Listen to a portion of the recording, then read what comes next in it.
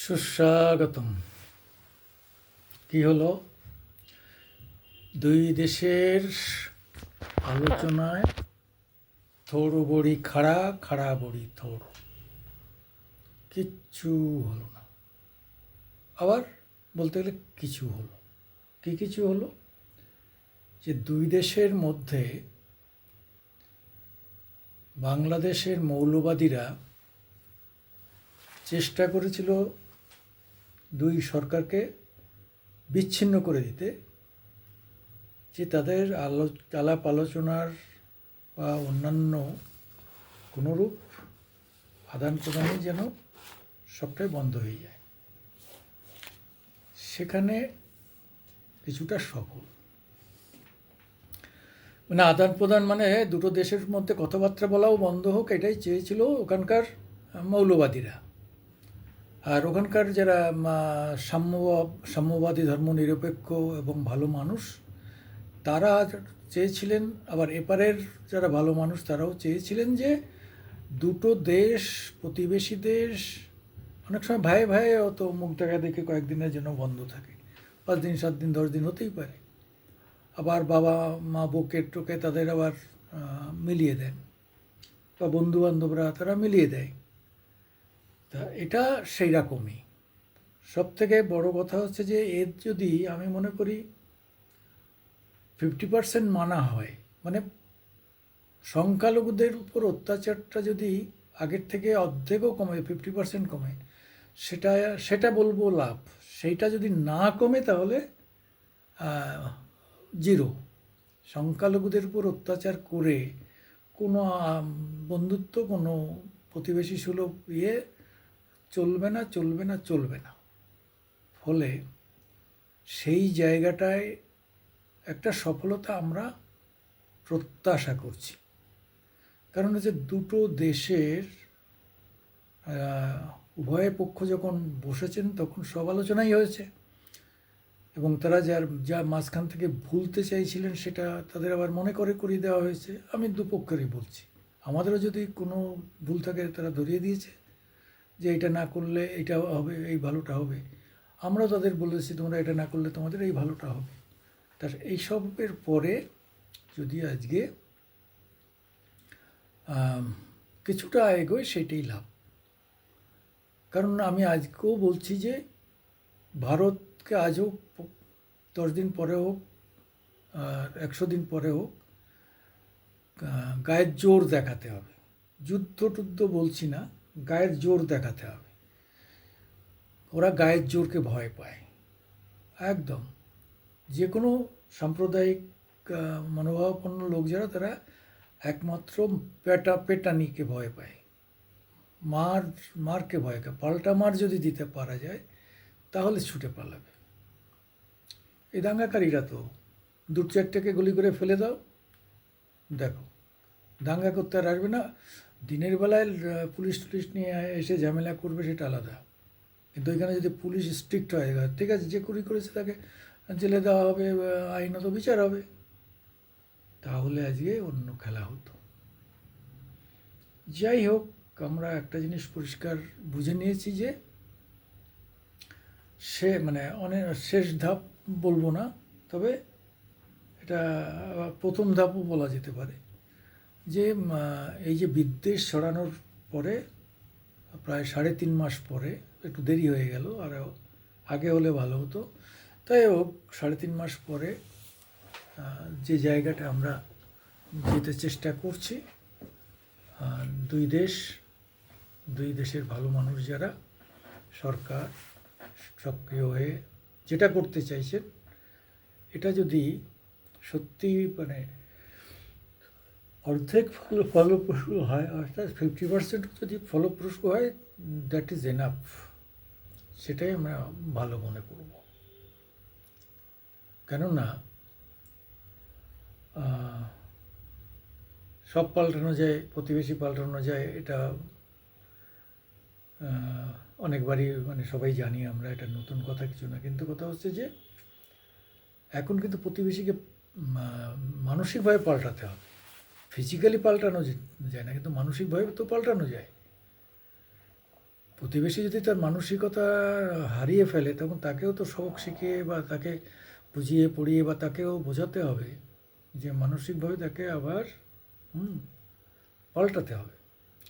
সেই পাল্টানোর কাজটা আজকে শুরু হলো। তবে আমি এখনও বিশ্বাস করি যে আহ, এটা এখানে থেমে থাকবে না। এরা চেষ্টা করছে, বাংলাদেশ চেষ্টা করছে যে যা হোক করে বাংলা মানে ভারতকে ঠান্ডা ঠান্ডা করে টরে ওরা নির্বাচন খুব তড়িঘড়ি একটা নির্বাচন করে সেখানে বিএনপিকে ক্ষমতায় নিয়ে আসতে চাইছে। তাহলে এটা নির্বাচিত সরকার হবে। নির্বাচিত সরকার হলে আজকে সারা বিশ্বের কাছে যে অবস্থাটা, হাসিনা এখনও প্রধানমন্ত্রী, এই জায়গাটাকে কাউন্টার করা যাবে। কিন্তু প্রশ্নটা হচ্ছে যে নির্বাচন ডাকতে গেলে তো আগে ন্যাশনাল পার্লামেন্ট যেটা আছে, পার্লামেন্টটা তো ভাঙতে হবে। ওখানকার কি বলবেন, ন্যাশনাল কি একটা বলে আর কি, সেটাকে তো ভাঙতে হবে। কিন্তু সেটার তো টাইম এখনও 3.5 বছর। এবার জানুয়ারিতে ভোট হলো, তাহলে 1 বছর হয়েছে, আজকে ডিসেম্বরে 1 বছরে পড়লো। তাহলে এখনও তো 3 বছর, এখনও তো 3 বছর আছে। তার আগে ভাঙবে কী করে? তাহলে তো রাষ্ট্রপতি শাসন জারি করতে হবে। কিন্তু রাষ্ট্রপতি তো বলছেন যে না, আমি কেন একটা মানে নির্বাচিত সরকারকে এইভাবে মাঝখান থেকে ভাঙবো। সে ভাঙতে রাজি হচ্ছে না, যার ফলে যে সাংগঠনিক সমস্যা তৈরি হচ্ছে। এদিকে ইউনূস সাহেব চাইছেন যে এই গোলমাল করে তিনি যতদিন আরও টিকে থাকতে পারেন তার আর্থিক লাভ হবে। আর যাই হোক, সে এটা ওরকম একটা প্রধানমন্ত্রীর বাড়িতে আছে, ওরকম একটা বিশাল জায়গায় আছে, সেটা থাকতো কোথাকার ছোট্ট কুড়ে ঘরে। তা সেই সেই ওখানে গিয়ে বসে আছে সে। তারপরে তাকে এখন সবাই স্যার করছে। এটা তো বিরাট ব্যাপার। পাল্টা কাজে সেই এটাও দারুণভাবে উপভোগ করছেন। তা সেটা সেই কারণেই তিনি চাইছেন না এইসব হোক। তবে বিদেশ নীতি বলে তো একটা কথা আছে, একটা স্বাধীন দেশের বিদেশ নীতি আছে, সে তো চুপ করে বসে থাকতে পারবে না। সেই মানসিকতার দিকে তাকালে ধরে নিতে হবে যে যা হওয়ার হচ্ছে, ভালো হচ্ছে, সামনে দেখা যাক। আর আমরা সোজাসুজি বলছি যে মানে শুধু বাইডেনটা পাল্টালে খেলাটা হবে। যদি কিছু না করা যায়, অন্তত বাইডেন যদি অর্থনৈতিকভাবে অর্থনৈতিক অবরোধ করে দেয়, তাহলে এই অবস্থা খুব খারাপের জায়গায় যাবে। হ্যাঁ, তখন চীন বাঁচাবে, চীন নির্ভরতা বাড়বে। বাড়ুক, চীন কত দেবে দিক, দেখা যাক, তখন দেখা যাবে। হ্যাঁ, চীন যাকে চীনের চীন বিনিময়ে ছাড়া দেবে না। ওই এক একটা জায়গা নেবে আর টাকা দেবে, আর বলবে ওটা দিয়ে দাও, টাকা নাও, ওটা দিয়ে দাও। এই করতে করতে বাংলাদেশ আস্তে আস্তে বিক্রি হয়ে যাবে। আমরা সেটা চাইছি না। বাংলাদেশ থাকুক, 55,000 কিলোমিটার বাংলাদেশ যেন থাকে। প্যালেস্তাইনের মতো তার জায়গা নিয়ে কেউ যেন টানাটানি করে না। ওখানে ইসরায়েল করেছে, এখানে চীন যাতে না করে। আর আমরা কারোর জায়গায় বিশ্বাস করি না। তবে সম্পর্ক ভালো হতে চাইলে আমাদের চিটাগংয়ের রংপুর, দিনাজপুর এই একটা এলাকায় হিন্দুদের নিরাপদ জায়গা দিতে হবে। তাহলে আমরা অন্য জেলাগুলোর থেকে হিন্দুদের এখানে সরিয়ে নিয়ে আসবো, আর এখান থেকে মুসলিমদের সরিয়ে দিয়ে এই জায়গাটা করে দিলে তোমাদের শাসনে থাক, সবই থাক, কিন্তু এদের এই জায়গাটায় আমাদের রাখতে হবে। এই হচ্ছে আমাদের দাবি। যাই হোক, আপনারা আমার সঙ্গে সহমত হলে আমাদের একটু সাপোর্ট দেবেন, সমালোচনা করবেন, ভালোবাসবেন। আপনাদের ভালোবাসা নিয়েই আমাদের এটা চলতে হবে। কালকে 3টে এপিসোড করেছিলাম। একটা এপিসোডে দেখলাম মানুষ বুঝতেই পারেনি এই যে মানে ওয়ার শিশুদের নিয়ে যেটা করেছিলাম সেটা তারা বুঝতে পারেননি। অর্থাৎ 1971-72-এ ক্যান্টনমেন্টে মহিলাদের তুলে নিয়ে গিয়ে প্রায় 3-3.5 লাখ মহিলাকে ধর্ষণ করার ফলে তাদের প্রেগনেন্ট করে পাকিস্তানিরা, সেই পাকিস্তানি সৈন্যরা। সেই তাদের মানে ঔরসে যে সন্তানরা, প্রশ্ন হয়েছিল তাদের ভবিষ্যৎটা কী।